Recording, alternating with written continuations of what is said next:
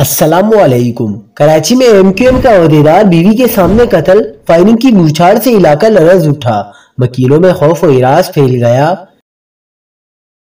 کیا آپ حالات حاضرہ سے آگاہی حاصل کرنا چاہتے ہیں؟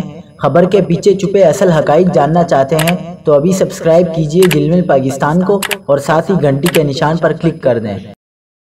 آپ کو بتاتے چلے کہ کراچی کے علاقے شاہ فیصل کالونی میں ایم کیو ایم پاکستان کے ذمہ دار کو نامعلوم افراد نے بیوی کے سامنے فائرنگ کر کے قتل کر دیا، جس کی شناخت 35 سالہ ریحان کے نام سے ہوئی۔ ریحان اپنی اہلیہ کی خالہ کے گھر آیا تھا اور جب وہ واپس اپنے گھر سرجانی کنیز فاطمہ جانے کے لیے گھر کے باہر کھڑا تھا کہ اس دوران موٹر سائیکل سوار 2 ملزمان آئے، جنہیں دیکھ کر ریحان نے اہلیہ کو گھر کے اندر دھکا دیا اور پھر اسی دوران گولی چلنے کی آواز آئی، جس کے بعد ریحان زخمی ہو کر سڑک پر گر گیا۔